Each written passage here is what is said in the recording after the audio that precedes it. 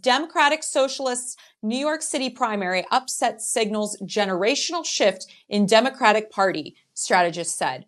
Voters are sick of the status quo, a Democratic strategist told Fox News Digital of Zohran Mamdani's primary victory. And I thought, wow, that actually did not have the normal spin that usually you see from a Fox News headline, which really kind of surprised me. And they go on to say that Mamdani's upset in New York City's Democratic mayoral primary shocked the political establishment and signals a generational shift. Naysayers have dismissed the 33-year-old Democratic Socialist as too young and inexperienced to steer New York City through the uncertainty of President Donald Trump's administration, as Democrats across the country clash with Trump's vision for America and grapple with the party's future after losing the White House and Congress in 2024. I have plenty of thoughts just off of the top from those few paragraphs. But of course, Desmond, what did you think just hearing that now?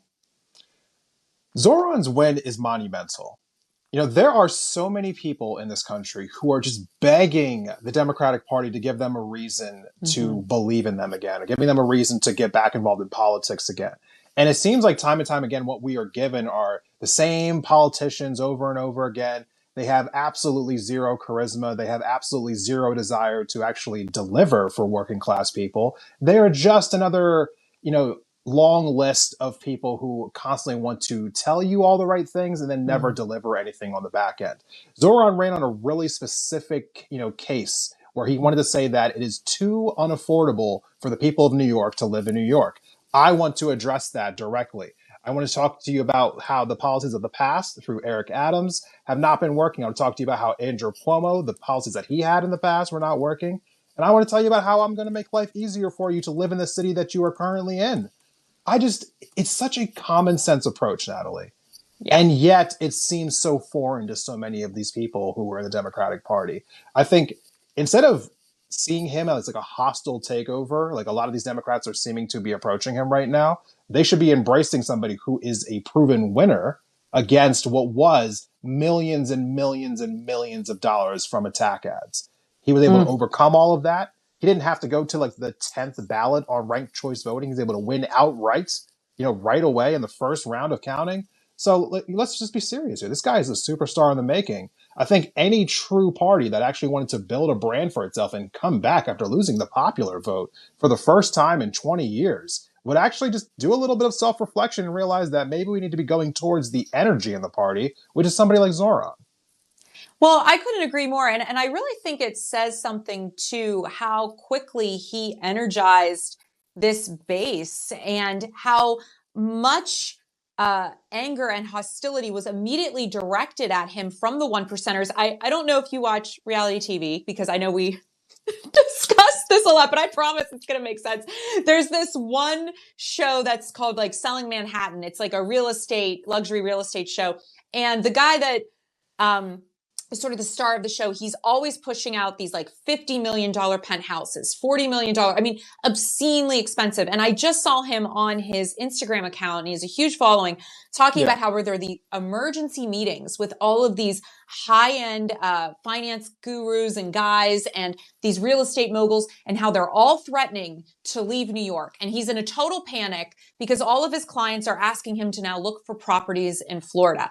And he was basically just, giving it away, saying that this is really bad for my clientele. And all I kept thinking, like they were looking for sympathy, and all I kept thinking was, wow, maybe now like the rents will come down in New York. And I think it's having this opposite effect, that we're supposed to feel sad that these billionaires might actually have to pay just a smidge more in taxes so that people can actually live and work in New York. And I think equity is so long overdue that it feels hostile towards the people who have taken from us for so long when we start grabbing back. And I love to see it personally. And in terms of how young he is at 33, we forget you can run for president at 35. And the median age, I think right now with lawmakers, is almost 70. It's like 68 years old. Yeah. And so I think we are so out of balance, Desmond, with the generation that's in charge and the generation that should be in charge. that it feels as though they are getting something taken from them, when in actuality, we're just trying to balance things back out. It is a concerted effort, time Yeah. and time again, for the billionaire class, for the hedge funds, especially in a place like New York, where they finance basically everything through like just a few different like entities. Yeah. They just keep taking more and more and That's right. more and more. I mean, even balancing out the taxes a little bit, it still wouldn't be bringing it back to the more equitable levels that it was decades ago. It'd probably just be bringing it back to maybe where it was maybe 20 years ago, where it was still widely out of balance. And Yes. what is he been talking about? Like they try to make it seem as though, especially if you're watching, the corporate news, CNN, MSNBC, CNBC, like they try to make it seem as though like he is going to just like throw all the billionaires into the harbor, and like the rich will never be allowed to be in New York again. Like he's talking about freezing rent on people who are already rent stabilized or in Yep. rent stabilized units, talking about putting in government grocery stores into food deserts because the private market hasn't been putting these things in there. So that is the government's job. Whenever there is a need in society that is not being addressed by the private market, the government should be stepping in, making buses free, and then trying to make sure that they are getting to where they're going a little bit faster, and then making sure that people in New York have childcare.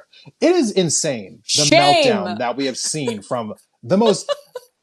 I made a video about this on TikTok last night where I was talking about how this guy's like relatively like milquetoast, like not like in a bad way, but I'm like, there's nothing here that's really radical. Childcare, government grocery stores, I mean, freezing the rent. This is nothing, people. This is really nothing at the end of the day.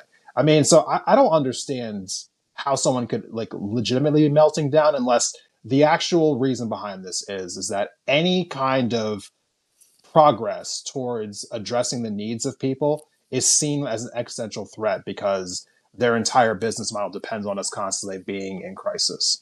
Oof, that cuts deep, because that is such a real statement. And I think we are now seeing these abhorrent statements being put out about him now, which I know we're going to get into here in a moment. Yes. Around race and around religious beliefs, etc.